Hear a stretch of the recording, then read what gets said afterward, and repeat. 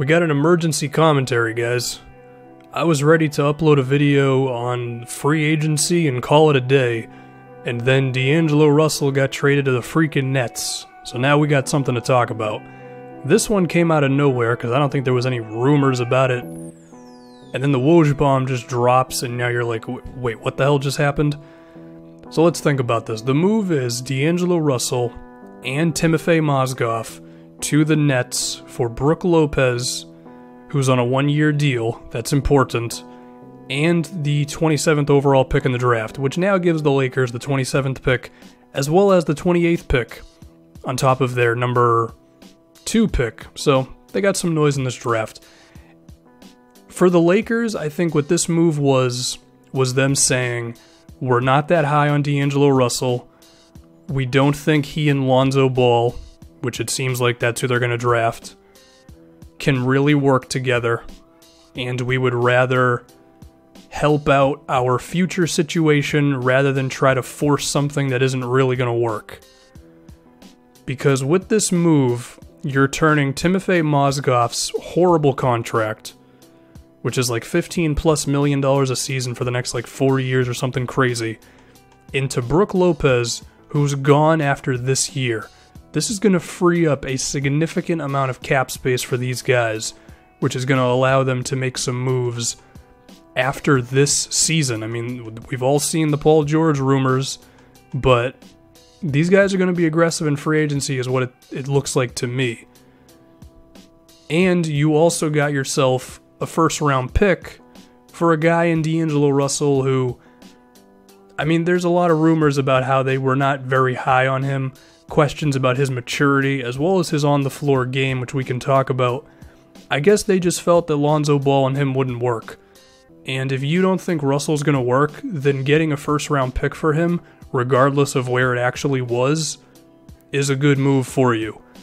The question is, though, how good is D'Angelo Russell? Personally, I'm not too high on him for a few different reasons. His production isn't the worst. 41% from the field is not okay. Doesn't get to the free throw line that often. Only 3 free throw attempts per game. Does not finish that well at the basket, only shooting 54%. And I think all of that is a product of him just not being that athletic to where he can consistently be explosive enough to like beat other NBA players off the dribble and get to the rim and draw contact. And if you can't do that, your chances of being a really good point guard are hindered quite a bit. Now, there are some guys who still manage to be effective even without that elite athleticism. Kyle Lowry, Chris Paul, Mike Conley are 3 guys that I think of immediately, but those guys are the models of like consistency and maturity and being super crafty and being great shooters. Like D'Angelo Russell might be an okay shooter.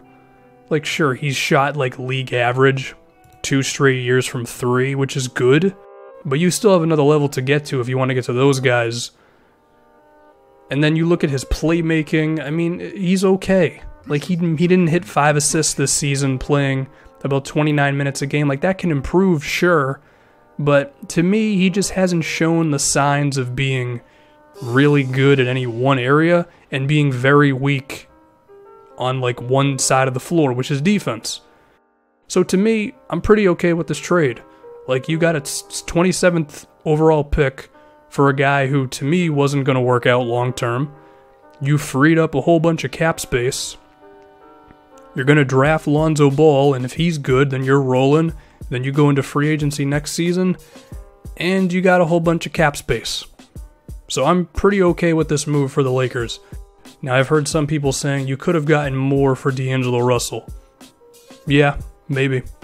Problem is, you had to deal with that Mozgov contract, and the only way you were going to get out of that contract is if you had to sweeten the pot a little bit, and given their unique situation with the draft coming up, I guess they do it. Now, how is this trade going to affect them immediately?